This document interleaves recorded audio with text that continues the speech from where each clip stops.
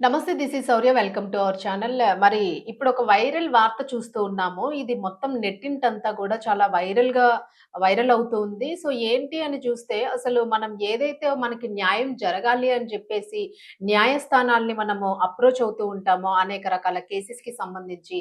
మరి న్యాయవాదులే ఇలాంటి వాటికి కొన్ని రకాల చర్యలకి ప్రేరేపణగా ఉంటున్నారు అని చెప్పేసి విమర్శలు వినిపిస్తున్న వార్త ఇది. ఇప్పుడు నేను చెప్పబోయేది. ఆల్మోస్ట్ ఇప్పటికి ఎవరైతే డిజిటల్‌లోని మీ వీడియోస్ చూస్తూ ఉన్నారో సో, వాళ్ళందరికీ ఆల్మోస్ట్ తెలిసే ఉంటుంది ఈ వార్తకి సంబంధించి. ఇప్పుడు మనం చెప్పుకోబోయేది తెలియలేని వాళ్ళ కోసము, అలాగే ఒకవేళ ఇది ఇలా జరగడం వలన ఎలాంటి పర్యవసానం ఉంది అని చెప్పేసి అనేక మంది ఆగ్రహాన్ని వ్యక్తం చేస్తున్నారు నెటిజన్‌లు. సో, వాళ్ళకి సంబంధించి మనం ఇప్పుడు ఈ డిస్కషన్ చేయబోతున్నాము. సో, ఇది సొసైటీకి ఎంతవరకు యూజ్ అవుతుంది? సొసైటీలో ఇది ఎలాంటి పరిణామం చూపిస్తోంది? ఎలాంటి ప్రభావం పడుతుంది అన్న దాని గురించి. సో, మనం తాజాగా తీసుకుంటే ఢిల్లీ హైకోర్ట్‌కి సంబంధించి జడ్జ్ రాసలీలలు ఏవైతే ఉన్నాయో, ఢిల్లీ హైకోర్ట్‌కి సంబంధించి జడ్జ్ రాసలీలల్లో ఉన్నారు. ఒక స్త్రీతోనే అని చెప్పేసి ఒక వీడియో మనం వైరల్ అవుతుంది. దాన్ని చూస్తూ ఉన్నాము. సో, అక్కడ ఉన్నది జడ్జా లేకపోతే లాయరా అనే కోణంలోనే మనం చెక్ చేసుకున్నట్లయితే సో, నెటిజన్ల నుంచి అయితే దాదాపుగా కొన్ని లక్షల వ్యూస్ పెట్టిన 5, 10 నిమిషాల్లోనే ఎవరు పెట్టారన్నది తెలీదు. బట్ పెట్టిన 5, 10 నిమిషాల్లోనే 1,16,00,000 1,80,00,000 సంథింగ్ అరౌండ్ 1 సీఆర్ వరకు పైన వ్యూస్ పోయినట్లుగా మనకి చూపిస్తూ ఉంది. సో, అంటే ఎంత వైరల్ అయిందో మీరే ఆలోచించండిది. ఒక మంచి వార్త వైరల్ అవ్వాలనంటే అసలు దానికి వైరల్ అనే పదమే వర్తించదు. మంచి వార్తను మనం ఏదైనా చెప్పాలనుకున్నా గూడా దాన్ని తొందరగా స్వీకరించడానికి గూడా నెటిజన్స్ గాని, అలాగే ఆడియన్స్ గాని చాలా తక్కువ రేషియోలోన మంచి చేర్చడానికి అవకాశం దొరుకుతుంది. ఏదైతే ఒక పనికిమాలిన పని, సొసైటీకి అసలు పనికి రాదు అనుకున్న విషయాలు మాత్రం చాలా చర్చనీయాంశంగా మారుతూ ఉంటాయి. అలాగే అనేక మందిని అట్రాక్ట్ చేస్తూ ఉంటాయి. సో, ఇప్పుడు దేనికి ఆర్జం పోస్తుంది ఈ వార్త? అంటే ఒక న్యాయస్థానంలోని ఢిల్లీ న్యాయ వ్యవస్థలో పనిచేస్తున్న ఒక న్యాయవాది అని జెప్పేసి మనకి తెలిసింది. సో, మనం ఆ వ్యూస్ అన్నీ చూసేటప్పుడు కొంతమంది జడ్జ్ అన్నారు, కొంతమంది లాయర్ అన్నారు. సో, మనం గూడా ఆ స్క్రీన్‌ని మనం చూసుకుంటే సో, అక్కడ ఆన్‌లైన్ జడ్జిమెంట్ జరుగుతూ ఉంది వర్చువల్‌లోని. సో, ఎందుకంటే మనకి కోవిడ్‌కి ముందు నుంచి గూడా కోవిడొచ్చి ఎఫెక్ట్ అయినప్పటి నుంచి గూడా సో, కుప్పలు తెప్పలుగా కేసెస్ పడున్నాయి కాబట్టి, మరి ఈ కేసెస్‌నన్నింటిని హ్యాండిల్ చేయడానికి కోర్ట్‌కి వెళ్ళే అవకాశం ఉండదు. మరి మనకి కరోనా ఎంతుంటుంది? ఈ కేసెస్ ఇంకా ఎన్ని ఇయర్స్ ఈ వైరస్‌తో మనం బాధపడతాము అని ఒక అంచనా లేదు కాబట్టి కేసెస్ డిలే అవ్వకుండా కేసెస్‌ని హ్యాండిల్ చేయడానికి వర్చువల్ అనేది మనము డిజిటల్‌ని యూజ్ చేస్తూ టెక్నాలజీ పరంగా మనం కేసెస్‌ని హ్యాండిల్ మన న్యాయవాదులు కేసెస్‌ని హ్యాండిల్ చేశారు. సో, ఇది ఒక మంచి శుభపరిణామం. ఎందుకంటే వర్చువల్‌లో గూడా రాలేని వాళ్ళు అనేక మంది దూర ప్రాంతాల్లో ఉన్న వాళ్ళు గూడా ఆ టైంకి అటెండ్ అవ్వాలి అనంటే ఖచ్చితంగా కెమెరా ముందు కూర్చొని అటెండ్ చేస్తూ ఉంటారు. సో, అది చాలా మంచి విషయం. మరి ఇది చేసేటప్పుడు సో, ఆల్‌మోస్ట్ అందరూ ఫోన్స్ వాడుతూ ఉంటారు, ల్యాప్‌టాప్స్ వాడుతూ ఉంటారు. వాటికున్న వెబ్ క్యామ్స్ యూజ్ చేసుకొని వాళ్ళు అటెండ్ అవుతూ ఉంటారు. సో, జడ్జిమెంట్ కోర్టు ఆవరణ కనిపిస్తూ ఉంటుంది. కోర్టు లోపల ఏం జరుగుతుంది అన్నది జడ్జికి డైరెక్ట్ కెమెరా ఉంటుంది. సో, రిమైనింగ్ అందులో ఉన్న అక్యూజ్డ్ గాని, విక్టిమ్స్ గాని ఎవరైనా గూడాను సో, వాళ్ళు గూడా ఆన్ స్క్రీన్ వచ్చి వాళ్ళ ప్రెజెంటేషన్ వాళ్ళు చెప్పాల్సింది చెప్పాల్సుంటుంది. దానికి సంబంధించిన డిస్కషన్ ఏదైతే ఉంటుందో సో, అవన్నీ కూడా పూర్వపరాలన్నీ గూడా చర్చ జరుగుతూ ఉంటాయి. మరి ఇలాంటప్పుడు వెబ్‌కామ్స్ ఆన్‌లోనే ఉంటాయి. మనకి మీటింగ్ ఈరోజు ఒక జడ్జిమెంట్ ఉంది. మనం ఈ జడ్జిమెంట్ కోసం కూర్చుంటున్నాము. పలానా లాయర్ అటెండ్ అవుతారు. పలానా జడ్జ్ అటెండ్ అవుతారు. పలానా ఖైదీలు, పలానా సాక్షులు అటెండ్ అవుతారు అని అనుకునేటప్పుడు ఒక సమయం ఉంటుంది.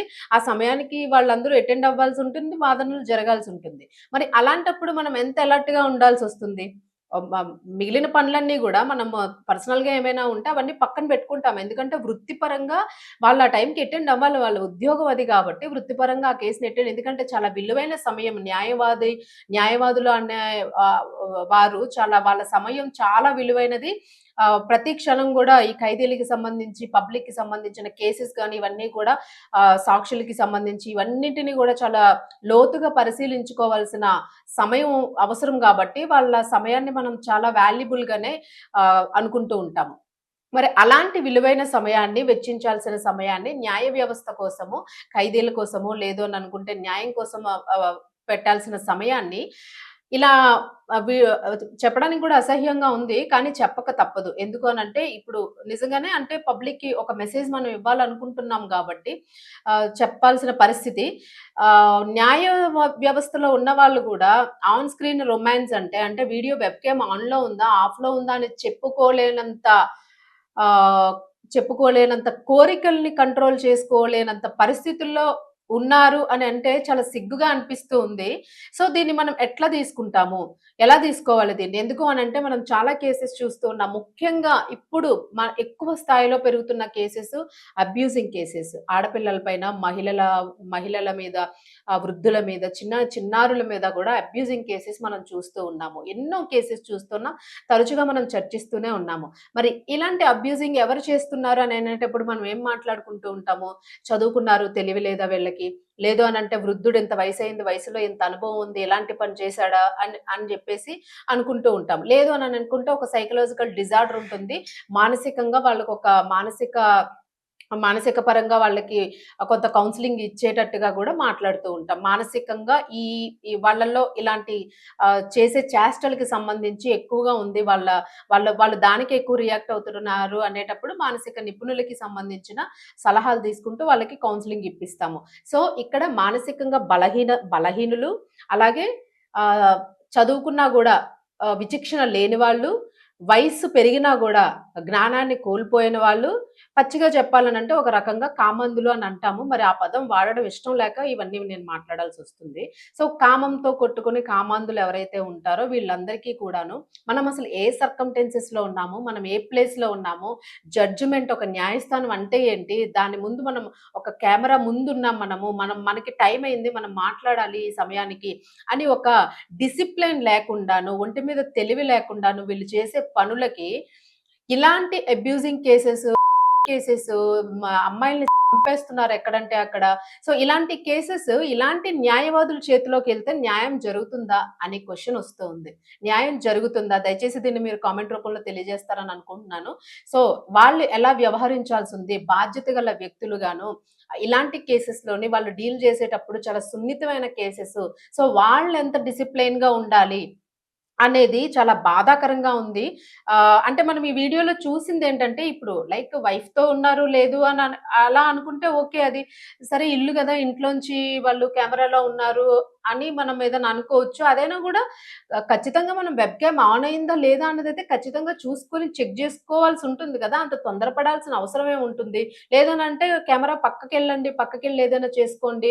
మీకు న్యాయ వ్యవస్థ లోపల ఉన్న వాళ్ళందరూ అక్కడ కేస్‌కి సంబంధించిన సాక్షులుంటారు, ఖైదీలుంటారు, అక్యూజ్డ్స్ ఉంటారు, విక్టిమ్స్ ఉంటారు, అనేక మంది లాయర్స్ ఉంటారు, జడ్జి ఉంటారు. సో, న్యాయ వ్యవస్థకి సంబంధించిన వ్యక్తులందరూ కూడా అక్కడుండి ఒక జడ్జిమెంట్ కోసము, ఒక కేస్‌ని హ్యాండిల్ చేయడం కోసము వాళ్ళక్కడ ఒక సంభాషణ జరపాల్సిన ప్రాంతంలోని ఉన్నాము. మన కెమెరా అక్కడ క్యాప్చర్ అవుతోంది అని అనుకునేటప్పుడు ఎంత అలర్ట్‌గా ఉండాలి. అలాంటి అలర్ట్‌నెస్ లేకుండా ఒళ్ళు మరిచిపోయి చేస్తున్న ఈ పనులకి అసలు వాళ్ళు చేస్తున్న వృత్తికి రెస్పెక్ట్ చేయాలన్న ఒక కించిత్ భావం కూడా మాలో రావట్లేదు అని చెప్పేసి ప్రజలు ఈరోజు నెట్‌లో ఎంత ఆందోళన వ్యక్తం చేస్తున్నారంటే, చాలా బాధను కూడా వ్యక్తం చేస్తూ ఉన్నారు. చాలా బాధపడుతూ ఉన్నారు. అసలు ఇలాంటి ఇండియాలో మనం ఉన్నాము. ఇలాంటి న్యాయ వ్యవస్థలో మనం పనిచేస్తూ ఉన్నాము.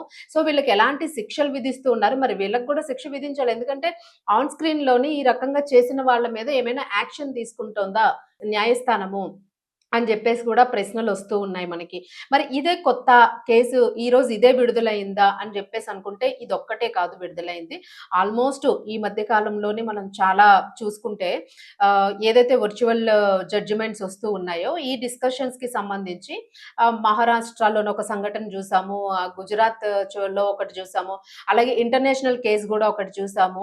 సో, ఒక విమెన్ జడ్జ్ ఖైదీతోని ఒక హత్య చేసిన ఖైదీతోని లిప్ టు లిప్ కిస్ ఇస్తూ, హగ్ చేస్తూ సీక్రెట్‌గా జైల్‌లో చేసిన రొమాన్స్ ఏదైతే ఉందో ఇది కూడా వీడియో రూపంలో లీక్ అయింది. సో, దానికి తగ్గ సస్పెన్షన్స్ కోర్టు దానికి తగ్గ విచారణలు గూడా చేయబడ్డాయి. మరి అది కూడా కెమెరాలో రికార్డ్ అయింది. ఎందుకంటే ఇప్పుడు జైలు వాటిల్లో ఏవైతే సెల్స్ ఉంటాయో వాటిల్లో గూడా సీసీ కెమెరాస్ పెడుతున్నారు. సో, ఆబ్వియస్‌లీ అవి రికార్డ్ అవుతాయి. సో, ఆ జ్ఞానం కొద్దిగైనా వాళ్ళకుందా? ఒకవేళ ఉన్నట్లయితే ఏం జేస్తారులే అన్నదైతే ఒక ఒక క్వెషన్ ఉంది. వాళ్ళకి ఏం జేస్తారులే అని వాళ్ళకి అంత ఫీజిబిలిటీ ఉందన్నమాట. ఏమి చెయ్యరులే అని ఒకటి ఉండడం వల్లనే వీళ్ళిలా చేస్తున్నారు అనేది ప్రజల్లోని ఒక వాళ్ళకు ఒక కాన్ఫిడెన్స్ ఒచ్చేసింది. ఏం చెయ్యరు అని ఒక నమ్మకంతోని వీళ్ళిలా చేస్తున్నారు. ఇంకా సామాన్యులకి ఏం న్యాయం జేస్తారు. న్యాయ వ్యవస్థలో పనిజేసే కొందరు వ్యక్తులు అని జెప్పేసైతే ఆరోపణలొస్తూ ఉన్నాయి. సో, మనం తీసుకుంటే అట్లా ఇంటర్నేషనల్ కేసెస్ కొన్ని జూసాము. అలాగే రీసెంట్‌గా ఇంకొక విచిత్రమైనదేంటంటే దాన్ని ఫన్‌గా తీసుకోవాలా? లేకపోతే జ్ఞానం లేని ఇంకా వేరే రకంగా మాట్లాడగూడదు. మరి దాన్ని ఎలా తీసుకోవాలో మీరే జెప్పండి. సో, మాక్సిమం వీడియో ప్లే జేయడానికి ట్రై చేస్తాను నేను. జడ్జిమెంట్ జరుగుతుంది. ఫీమేలున్నారు. జడ్జెస్ ఉన్నారు. ఒక బ్లాక్‌లో ఒక దీనిలోని వాష్‌రూమ్‌లోని బెట్టుకున్నాడాయన కెమెరా. 5 నిమిషాలు వాష్‌రూమ్ ఆపుకోలేరా అండి? 5 నిమిషాలు వాష్‌రూమ్ ఆపుకోవచ్చు. ప్రయత్నం జేయొచ్చు. ఎందుకంటే వాష్‌రూమ్‌లోనే కెమెరా బెట్టుకొని ఆయన ఆహ్, కమ్మోడ్ మీద కమ్మోడ్ మీద ఈ పని జేస్తూ కమ్మోడ్ మీద డైరెక్ట్ కెమెరా మొత్తం ఆయన ప్రాసెస్ అంతా కెమెరాలో కనిపిస్తుంది. అది చేయడము, దాన్ని వాష్ చేసుకోవడము, తర్వాత ఆయన ప్యాంటేసి జిప్పేసుకోవడము. సో, ఇవన్నీ స్క్రీన్ మీద కనిపిస్తా ఉన్నాయి. సో, ఇంతమంది ఫిమేల్స్ ఉన్నారు. ఆ కోర్ట్‌లోని న్యాయవాదులున్నారు. ఏమైనా సిగ్గు, శరం ఉందా అని జెప్పేసి నెటిజన్లు మామూలుగా కోప్పడడం లేదు. అసలు వేరే పదాలు వాడాలని ఉంది గానీ, పద్ధతిగా అవి వాడకూడదు గాబట్టి మేము వాడట్లేదు. దయచేసి న్యాయవాది వృత్తుల్లో ఉన్నవాళ్ళు సమాజానికి మీరేం జేస్తున్నారు? ఎలాంటి మెసేజ్ ఇస్తున్నారు? ఒకవేళ ఇలా చేసిన వాళ్ళని న్యాయ వ్యవస్థలో ఎవరైతే ఉత్తమమైన జడ్జిలుగా ఉన్న పెద్ద స్థానంలో ఉన్నవారు ఎవరైతే ఉన్నారో దయచేసి వీళ్ళకి ఒక డిసిప్లిన్‌ని నేర్పించండి. దయచేసి ఆ డిసిప్లిన్ వల్లనే కేసెస్ అన్నీ సక్రమంగా హ్యాండిల్ చేయగలుగుతాయి అని జెప్పేసి ఆవేదన వ్యక్తం చేస్తున్న ఆ మెసేజెస్‌ని, పరిస్థితిని మనం చూస్తూ ఉన్నాము. దయచేసి న్యాయ వ్యవస్థల్ని కోరుకునేదొక్కటే, ఇలా చేస్తున్న వాళ్ళకి ఖచ్చితంగా సస్పెన్షన్ గాదు, ఇంకా కాస్త ఏదైనా గట్టిగా బుద్ధి జెప్పేదుంటే మాత్రం దయచేసి యాక్షన్ తీసుకోండి. ఎందుకంటే, ఇప్పుడు రీసెంట్‌గా జరిగిన ఏదైతే ఢిల్లీలో కేసుందో అది జడ్జ్ అంటున్నారు గానీ, జడ్జ్ అయితే కాదండి. లాయర్ లాగా అనిపిస్తోంది. లాయర్ అంటే అక్కడున్న నేమ్‌కి సంబంధించి లాయర్ అనైతే కొన్ని మెసేజెస్ ద్వారా అనిపించింది.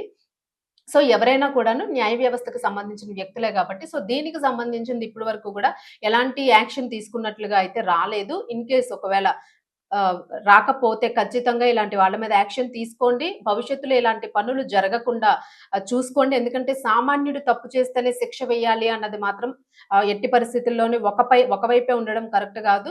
న్యాయ వ్యవస్థలో గూడా ఏదైనా తప్పులు జరిగేటప్పుడు దయచేసి అత్యున్నతంగా ఉన్న వ్యక్తులు, అత్యున్నత స్థానంలో ఉన్న వారు ఎవరైతే ఉన్నారో వీటి మీద ఒక యాక్షన్ తీసుకొని ఒక డిసిప్లినరీని తీసుకురావాలని ప్రజలందరూ ఆశిస్తున్నారు.